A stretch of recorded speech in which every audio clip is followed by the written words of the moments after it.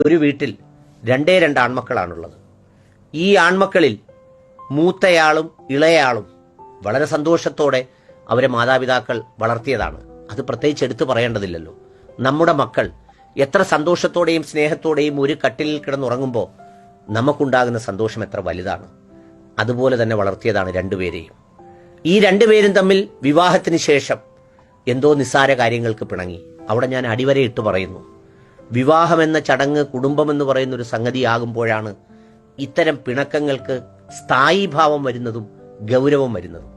എന്ന് പറഞ്ഞാൽ ചെറിയൊരു തീപ്പരി ഉണ്ടാകുമ്പോൾ ആ ജീവിതത്തിന്റെ പങ്കാളി ആരാണോ, അത് ഭാര്യയാവട്ടെ ഭർത്താവട്ടെ, അവിടെ ആ തീപ്പൊരി അണച്ച് പരസ്പരം ചേർത്ത് വെപ്പിക്കുന്നതിന് പകരം ചില സ്ത്രീകൾ ഇതൊരവസരമായി എടുത്ത് എന്തോ സ്നേഹത്തോട് വലിയ പകയുള്ളതുപോലെ, അങ്ങനെയും ചില മനുഷ്യരുണ്ട്. ആരെങ്കിലുമൊക്കെ തമ്മിൽ സ്നേഹിച്ച് ജീവിക്കുന്നത് കണ്ടുകൂടാത്ത ഒത്തിരി പേരുണ്ട്. അവർ അതിലേക്ക് ഇടപെട്ട് അതിനെ വഷളാക്കി രണ്ട് ധ്രുവത്തിലാക്കി കൊണ്ടുപോകുന്നു. ആരാണിങ്ങനെ രണ്ട് ധ്രുവത്തിലായി പോകുന്നത്? ഒരേ ഗർഭപാത്രത്തിൽ നിന്നും മുൻപും പിൻപുമായി വന്നവർ. ഏറ്റവും മൂത്ത കുട്ടിക്ക് തന്റെ മാതാവ് രണ്ടാമത് ഗർഭിണിയാകുമ്പോൾ അനിയൻ വരുന്നതിന്റെ സന്തോഷം നമ്മൾ ഇന്ന് കാണാറുണ്ട്. ആ സന്തോഷത്തിന് അന്നും ഒരു കുറവും ഉണ്ടായിരുന്നില്ല എന്ന് നമ്മൾ ഓർക്കണം. ഒരുപക്ഷെ ഇന്നത്തെക്കാൾ കൂടുതൽ വലിയ സന്തോഷത്തോടെ പ്രതിസന്ധികൾക്കിടയിൽ ജീവിച്ചു വരുന്ന സഹോദരന്മാരാണ്. ഇടിയിട്ടിട്ടുണ്ട്, വഴക്കിട്ടിട്ടുണ്ട്, ഭക്ഷണത്തിന് പ്രശ്നം ഉണ്ടാക്കിയിട്ടുണ്ട്, തല്ലുപിടിച്ചിട്ടുണ്ട്, വസ്ത്രങ്ങൾ പരസ്പരം ചിലപ്പോൾ വഴക്കിട്ട് വലിച്ചു കീറിയിട്ടുണ്ട്. ഇതൊക്കെ ചെയ്തിട്ടുണ്ടെങ്കിലും അന്ന് പിണങ്ങിയില്ല, അന്ന് രണ്ടായില്ല. പക്ഷേ വിവാഹമെന്ന് പറയുന്ന സംഗതി അങ്ങോട്ട് കഴിഞ്ഞ് കുടുംബജീവിതമാകുന്ന ഒരു സംഗതിയിലേക്ക് എത്തിച്ചേരുമ്പോൾ ഇത് രണ്ടാവുകയാണ്. ഈ രണ്ട് സഹോദരന്മാരും പിണങ്ങി നിസ്സാര കാര്യത്തിന്. ആ പിണക്കം വല്ലാതെ മൂർച്ഛിച്ചു വന്നു. ജ്യേഷ്ഠൻ ചെയ്യുന്നതെല്ലാം തനിക്കെതിരാണെന്ന് അനിയൻ വ്യാഖ്യാനിച്ചു. അനിയൻ ചെയ്യുന്നതെല്ലാം തന്നോടുള്ള ദ്രോഹമാണെന്ന് ചേട്ടനും മനസ്സിലാക്കിക്കൊണ്ടിരുന്നു. ഇവർക്ക് രണ്ടുപേർക്കും വേണ്ട വിഭവങ്ങൾ മനസ്സിലാക്കി കൊടുക്കാൻ ഒത്തിരി പേരുണ്ടായിരുന്നു. ഒരു ദിവസം അനുജൻ ജ്യേഷ്ഠൻ താമസിക്കുന്ന വീടിന് മുന്നിലൂടെ പോകുമ്പോൾ, അടുത്തടുത്താണ് വീട്, തൊട്ടടുത്തടുത്താണ്, ആ വീടിന് മുന്നിലൂടെ പോകുമ്പോൾ സ്വന്തം മൂത്ത സഹോദരൻ കാർപോർച്ചിലിരുന്ന് ഛർദിക്കുകയാണ്. ഛർദിക്കുന്നത് ചോരയാണ്. മകൾ പുറം തലോടി കൊടുക്കുന്നുണ്ട്. അനുജൻ കണ്ടു, യാതൊരു വിട്ടുവീഴ്ചയും ചെയ്തില്ല. പിണങ്ങിയിരിക്കല്ലേ, ആരാണ് തോൽക്കുന്നതെന്ന് അറിയണ്ടേ. അനിയൻ അനുജന്റെ സ്ഥലത്തേക്ക് പോയി. ചേട്ടൻ ആ ഛർദിച്ച അവസ്ഥയിൽ നിന്ന് ആശുപത്രിയിലേക്ക് പോയി.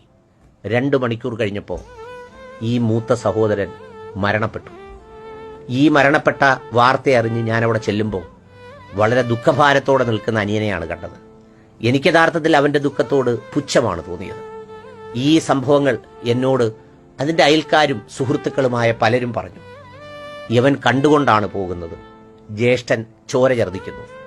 അവൻ ആഗ്രഹിച്ചിട്ടുണ്ടാവില്ല ഇവൻ മരിക്കണമെന്ന്. ഇവൻ മരിച്ചു പോകുമെന്ന് വിശ്വസിച്ചതുമില്ല. അങ്ങനെയാണല്ലോ ചില വിഡ്ഢികൾ.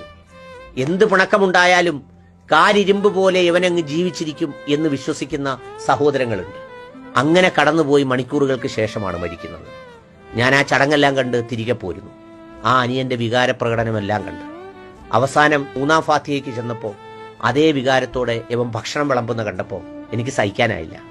ഞാൻ അവനെ പുറകിലേക്ക് മാറ്റി നിർത്തിയിട്ട് അവനോട് ചോദിച്ചു, എടാ തെമ്മാടി, തെണ്ടി, നീ ഈ കാണിക്കുന്ന സ്നേഹവും ഈ കണ്ണീരും അങ്ങേര് ജീവിച്ചിരുന്നപ്പോൾ നീ കാണിച്ചിരുന്നെങ്കിൽ നിന്റെ സഹോദരന് എന്ത് സ്നേഹമായിരുന്നു. അവൻ എന്റെ കയ്യിലങ്ങ് വളരെ മുറുക്കി പിടിച്ചു. എനിക്ക് പ്രത്യേകിച്ച് വികാരവും തോന്നിയില്ല കേട്ടോ. എന്നിട്ട് അവനൊരു കൊച്ചുകുട്ടിയെപ്പോലെ കരയുന്നത് ഞാൻ കണ്ടു. ഞാൻ പറഞ്ഞത്, അങ്ങനെ കരഞ്ഞു തീർക്കാനുള്ളതല്ല ജീവിതം. ജീവിതത്തിന്റെ ഓരോ നിമിഷങ്ങളിലും വഴക്കില്ലാത്തൊരു ജീവിതം ഉണ്ടാകില്ല, അഭിപ്രായ വ്യത്യാസങ്ങൾ ഉണ്ടാകാത്തൊരു ജീവിതം ഉണ്ടാകില്ല. അത് സഹോദരങ്ങൾക്കിടയിൽ 2, 3, 4, 5 വയസ്സാവുമ്പോൾ തുടങ്ങുന്നതാണ്. അത് മരണം വരെ ഉണ്ടാകും. പക്ഷേ അങ്ങനെ തുടരുമ്പോഴും ഇതെന്റെ രക്തമാണ്, എന്റെ മക്കൾ എത്ര സ്നേഹത്തോടെ ഇന്ന് ഓടിക്കളിക്കുന്നത് പോലെ ഞങ്ങൾ ഓടിക്കളിച്ചതാണ് എന്ന് ചിന്തിക്കാനുള്ള ഒരു മനസ്സുണ്ടാകണം.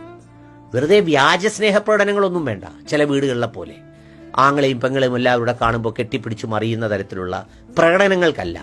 ഹൃദയത്തിനുള്ളിൽ അവർക്ക് സ്ഥാനമുണ്ടാകണം. സ്വന്തം സഹോദരൻ അല്ലെങ്കിൽ സഹോദരി അല്ലെങ്കിൽ സഹോദരിയുടെ മക്കൾ എന്നൊക്കെ പറയുന്നത് നമ്മുടെ കൂടി വികാരത്തിന്റെയും ചിന്തയുടെയും ഒക്കെ ഭാഗമാകണം. നമുക്ക് വഴക്കിടാം, നമുക്ക് വഴക്ക് പറയാം, പിണങ്ങാം. പക്ഷേ ആ പിണക്കത്തിന് വെറും നിമിഷങ്ങളുടെ ആയുസേ ഉണ്ടാകാവൂ. ജ്യേഷ്ഠനോ അനിയനോ വന്നില്ലെങ്കിൽ അങ്ങോട്ട് പോയി മിണ്ടാൻ ഒരു മനസ്സ് കാണിക്കണം. അവിടെ നമ്മൾ തോക്കുകയല്ല, അവിടെ നമ്മൾ ജയിക്കുകയാണ്. അവിടെ ജയിക്കുന്നത് നമ്മുടെ ഹൃദയത്തിലുള്ള വിശ്വാസമാണ്. എന്നേക്കുമായി നഷ്ടപ്പെടുന്ന മരണമെന്ന യാഥാർത്ഥ്യം നമ്മളെ വേർപിരിഞ്ഞു പോകുമ്പോൾ കുഴിയുടെ കരയിൽ നിന്ന് പിടിമണ്ണ് വാരിയിട്ട് കരയുന്നത് കൊണ്ടോ സ്ലാബിന്റെ വിടവടയ്ക്കുന്നത് കൊണ്ടോ ജീവിച്ചിരിക്കുമ്പോൾ നൽകുന്ന സ്നേഹത്തിന് പകരമാകില്ല. അതുകൊണ്ട് എല്ലാ ഭാര്യ ഭർത്താക്കന്മാരോടും പറയുന്നു, ഒരു സ്നേഹബന്ധവും നിങ്ങൾ കാരണമായി മുറിക്കരുത്. ഏതെങ്കിലും ഭാര്യയോ ഭർത്താവോ സ്വന്തം സഹോദരങ്ങളെക്കുറിച്ച് ദുഷിച്ചാൽ വളരെ സന്തോഷത്തോടെയും മിതമായും പറയണം, ഇത് അവസാനിപ്പിക്കണം, ഇതെനിക്ക് കേൾക്കാൻ താല്പര്യമില്ല, ഇതിനെക്കുറിച്ച് നിങ്ങൾ ഒന്നും പറയണ്ട, ഇനി അവൻ എൻ്റെ സഹോദരനാണ്, അവൻ എൻ്റെ മിത്രമാണ്, ഞങ്ങൾ ഒരുമിച്ച് ഒരേ ഗർഭപാത്രത്തിൽ നിന്നും വന്നതാണ്, ഒരുപക്ഷെ വിധിയുണ്ടെങ്കിൽ ഒരേ പള്ളിക്കാട്ടിലേക്കാണ് ഞങ്ങൾ യാത്രയാകാൻ പോകുന്നത്. അവിടെ സ്നേഹം നമ്മൾ തിരിച്ചറിയണം. ഇത് അനുഭവം കൊണ്ട് മാത്രം നിങ്ങളോട് പറഞ്ഞതാണ്.